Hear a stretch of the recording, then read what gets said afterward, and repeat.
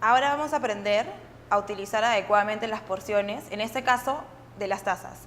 Los nutricionistas, cuando hablamos de que debemos utilizar tazas para medir los alimentos, nos referimos a ese tipo de tazas que son las tazas reposteras, que las podemos conseguir en los supermercados, en los mercados y a precios súper asequibles y cómodos.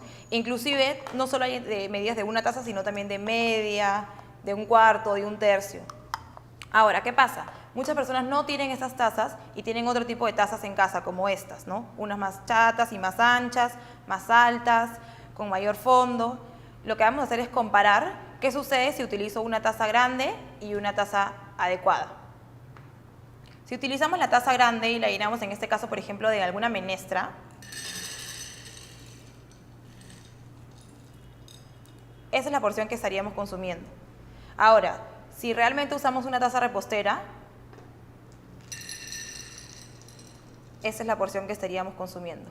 Como podemos ver, es más del doble. ¿Qué significa? Que estaríamos consumiendo más carbohidratos, por ende más calorías, y lo que nos podría llevar a un sobrepeso. Ahora vamos a comparar esta taza que también podemos tener en casa, que es un poco más alta, con la taza de la medida exacta que nosotros recomendamos.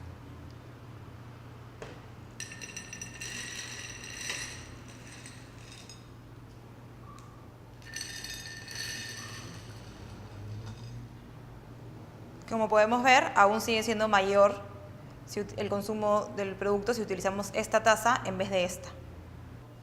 Y la última comparación es ese otro tipo de taza que también podemos tener en casa con la taza que hemos estado recomendando.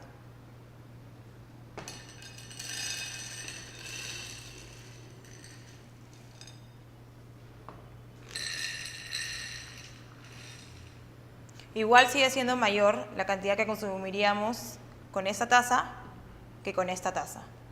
Podemos llegar a consumir desde un 30% más hasta el doble, dependiendo de la taza que usemos, si no sabemos cuál es la medida adecuada. En caso no tengamos esta taza, podemos hacerlo también utilizando las cucharas, ¿no? Vamos a ver cuántas cucharas equivalen a una taza. 1,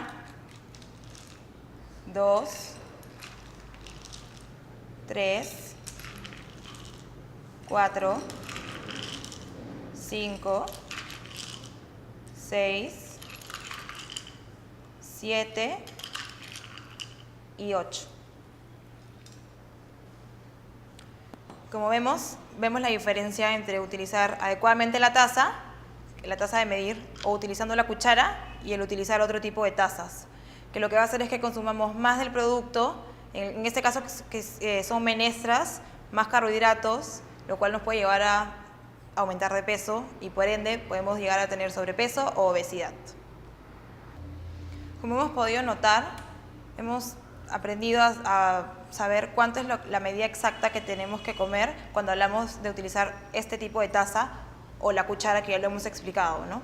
En otra ocasión vamos a hablar sobre la diferencia que hay entre las medidas crudas y cocidas, y cuando hablamos de tazas crudas y tazas cocidas, cómo varía el peso y por ende la cantidad.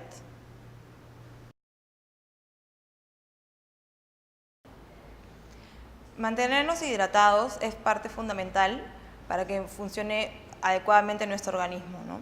Cuando hablamos de hidratación, hacemos referencia a todos los líquidos que podemos consumir o podemos comer de ciertos alimentos, como por ejemplo los líquidos que se encuentran en las frutas, en las verduras, en los lácteos, en las carnes, que eso más o menos equivale al 30%, y el otro 70% es el líquido que lo tomamos, que puede ser de algún refresco, de aguas, de alguna bebida, del café.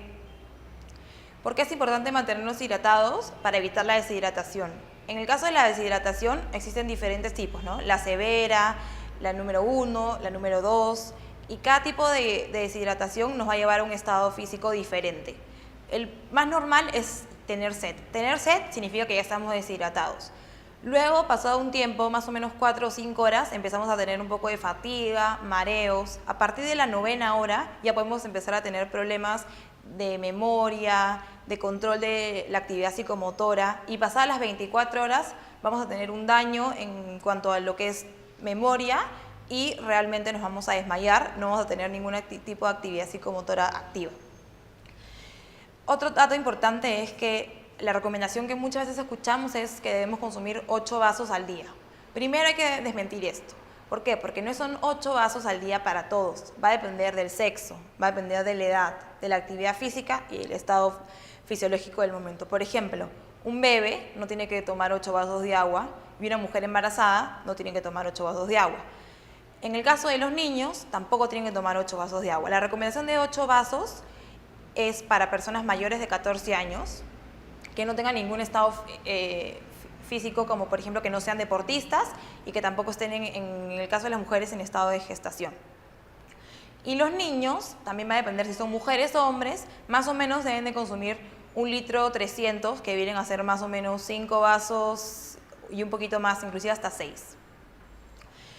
Otra cosa que es bien importante mencionar es que la recomendación no solo se basa en agua como tal, sino también en los líquidos en general, de los cuales podemos incluir el líquido cuando tomamos un café, cuando tomamos un refresco, como podría ser una limonada o alguna bebida.